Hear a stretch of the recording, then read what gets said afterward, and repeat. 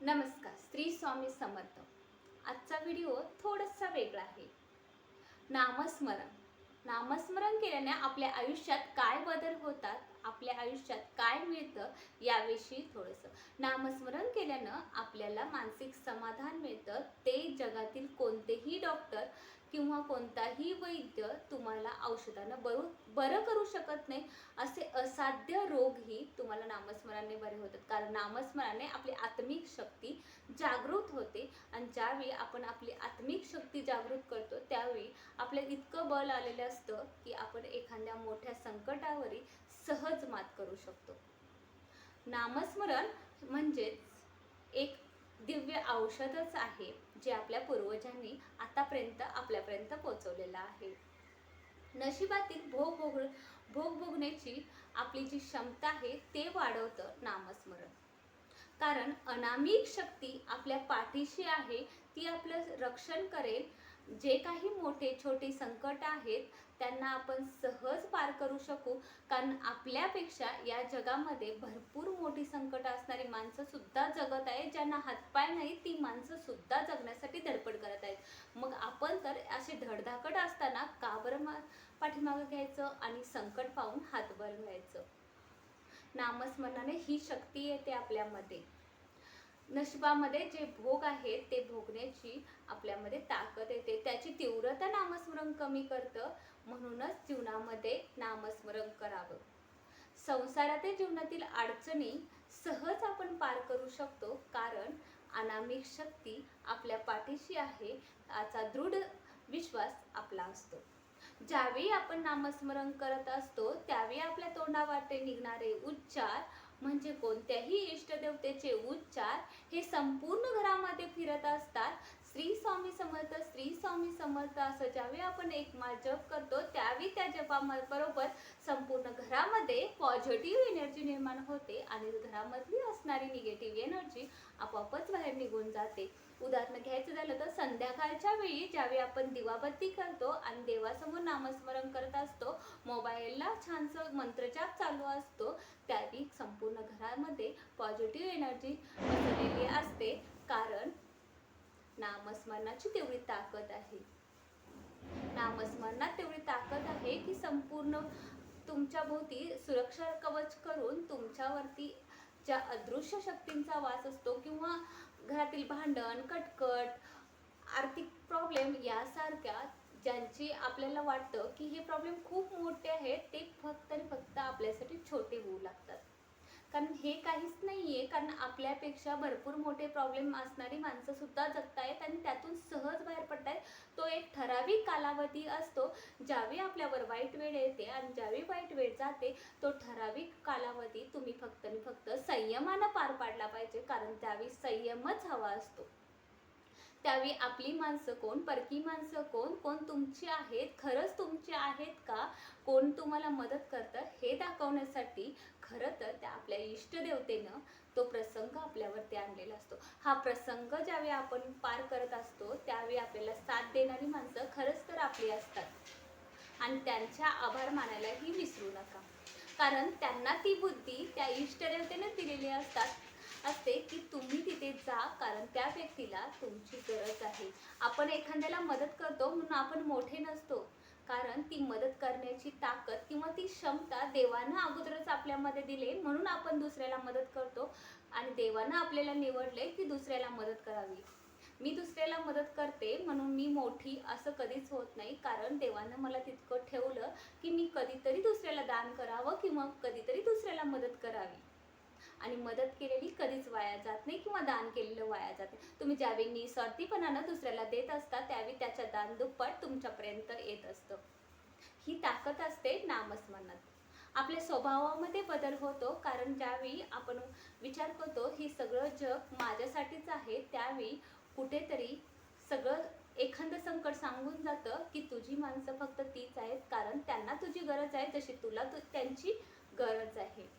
अशा पद्धतीनं मग त्यानंतर आपण ठरवतो की या जगामध्ये एकच शाश्वत सत्य आहे, ते म्हणजे ईश्वर. आपण जन्माला येताना रिकाम्या हाताने आलो आणि वर जातानाही रिकाम्या हाताने जाणार आहोत. मृत्यू हा सर्वांना अटळ आहे. कितीही श्रीमंत असा, कितीही गरीब असा, मृत्यू हा येणारच आहे. ज्या दिवशी तुमचा जन्म झाला त्या दिवशी तुमच्या कुंडलीमध्ये किंवा तुमच्या भाग्यामध्ये लिहून ठेवलेलं आहे, या ठराविक कालावधीनंतर तुमचं ह्या पृथ्वीवरचं पात्र संपणार आहे आणि तुम्हाला परतीचा प्रवास करावा लागणार आहे. जर आपण येताना रिकाम्या हाताने आलो, जातानाही रिकाम्या हाताने जाणार आहोत, तर गर्व कसला? आणि या संकटांना तोंड तर का द्यायचं आणि घाबरायचंही का? कारण साक्षात आपली इष्टदेवता ही आपल्या बरोबर आहे. मग सहज आपण हे अंतर पार करू शकतो.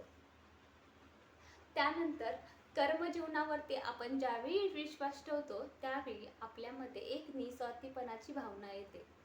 कुणाबद्दल ही असूया वाटत नाही किंवा ईर्ष्या निर्माण होत नाही. या जगात ज्यावेळी मी जन्माला आले किंवा हे झालं दिसतं ते फक्त माझं आहे म्हणण्यापेक्षा ते माझं कधी नव्हतं, माझं नसणार आहे आणि माझं नव्हतं, कारण ज्या दिवशी मी मरण त्यावेळी या सर्वाचा मालक दुसरं कोणीतरी असेल आणि आपलं नावही पुसटून जाईल, एवढं मात्र लक्षात ठेवा. जे आपलं नाहीच आहे ते आपलं म्हणून कवटाळून धरण्यापेक्षा त्याला अलगद सोडून द्या. बघा तुम्ही सुखी व्हाल. कधी आपलं नाहीच आहे त्याला कवटाळून धरून बळजबरीनं आपल्याजवळ कोंडून ठेवण्यापेक्षा, कैदेत ठेवण्यापेक्षा सोडून द्या. ज्या लोकांना आपल्यापासून लांब जायचं आहे किंवा ज्या व्यक्तींना किंवा ज्या गोष्टी आपल्यापासून सुटून जाणार आहेत त्या सोडून द्या. जर त्या तुमच्या असतील, खरंच देवानं त्या तुमच्यासाठीच ठेवल्या असतील, त्या रिटर्न येतील तुमच्यापर्यंत. एवढा विश्वास मात्र त्या इष्टदेवतेवरती ठेवा आणि नामस्मरण करा. विधिलिखितही बदलायचं ताकद आपल्या इष्टदेवतेमध्ये असतं. नामस्मरण केलं की ते तुमच्या नशिबात नव्हतं ते सुद्धा तुमच्या नशिबात मिळतं. म्हणजेच विधिलिखित जे असतं ते सुद्धा बदलून जातं.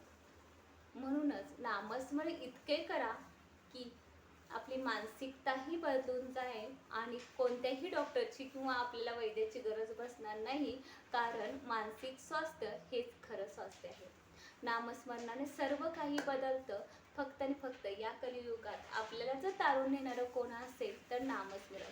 कारण छोट्या छोट्या गोष्टींना डिप्रेशनमध्ये जाणं किंवा हतबल होणं हे सहज शक्य झालेलं आहे. कारण आताची लहान लहान मुलं सुद्धा एक्झाममुळे टेन्शनमध्ये येतात. त्यापेक्षा एक 10 मिनटं त्यांना देवासमोर ध्यान करायला लावा. त्यांच्याही बुद्धीची एकाग्रता वाढेल आणि त्यांनाही शांतता मिळेल. जर कितीही झालं तर तुमच्या नशिबात आहे ते तुम्हाला मिळणारच आहे. फक्त त्याला प्रयत्नांची जोड द्या. नक्की तुम्ही त्यांच्यापर्यंत जा. कारण कदाचित तुम्ही असाही विचार करत जे नशिबात आहे ते आपल्याला मिळणारच आहे. पण देव म्हणत असेल तर प्रयत्न केल्यानंतर तुला जे नशिबात आहे ते तुला मिळणार आहे. म्हणून कर्माबरोबर आपल्या प्रयत्नांचीही जोड ठेवा. कारण निस्वार्थी कर्म करत राहा. देव तुम्हाला तेही देणार आहे. तुमच्या वाटेतील काटे फुलात रूपांतर होऊन येतील. फक्त आणि फक्त नामस्मरण नित्यनेमानं आणि शुद्ध मनाने करा. नामस्मरण करताना फक्त देवाच्या समोर बसून दिवसभर तुम्ही नामस्मरण करावं अशी माझी इच्छा नाही. ज्यावेळी तुम्ही स्वयंपाक करत असता त्यावेळी तुम्ही नामस्मरण करता, अशा वेळी तो जो स्वयंपाक आहे तो प्रसादात रूपांतर होतो. कारण तुमच्या माइंडमधले सगळे विचार त्या स्वयंपाकात उतरलेले असतात. एक प्रकारचा तुम्ही प्रसादच घरच्यांना वाटत आहात असंही होऊन जातं.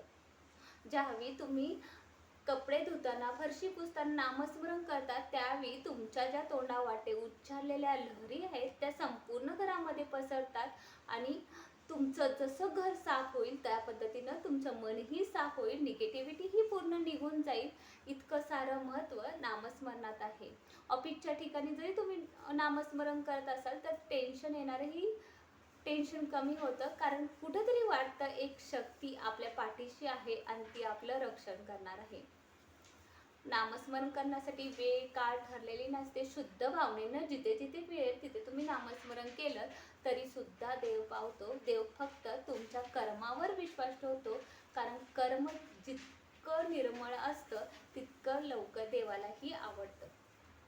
नाहीतर दुसरीकडे पापून दिवसभर जर तुम्ही जप नाम करत असाल तरी काही उपयोग नाही. एखाद्या गरीबाला किंवा खरंच जो 4 दिवस उपाशी आहे त्याला अन्न द्या. अशानं त्याच्या आत्म्याचा जो आशीर्वाद आहे तो तुमच्यापर्यंत नक्की येईल. पण जो भरलेल्या पोटावरती आहे त्याला जेवाय वाढून ते अर्ध ताट तसंच टाकून जाणार आणि त्या अन्नाचाही अपमान होणार. यापेक्षा एखाद्या गरजूला मदत करा. त्याच्या आत्म्यातून जो आशीर्वाद निघतो तोच खरा ईश्वरी आशीर्वाद असतो. म्हणूनच तर लोक आशीर्वाद मिळवण्यासाठी मंदिराच्या बाहेर जे गोरगरीब असतात त्यांना दान करण्यासाठी झटत असतात.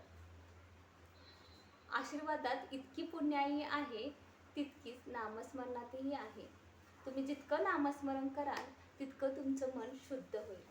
आजचा हा माझा व्हिडिओ कसा वाटला, आवडला असेल तर एक लाईक आणि सबस्क्राईब करायला विसरू नका आणि कमेंटमध्ये श्री स्वामी समर्थ नक्की लिहा.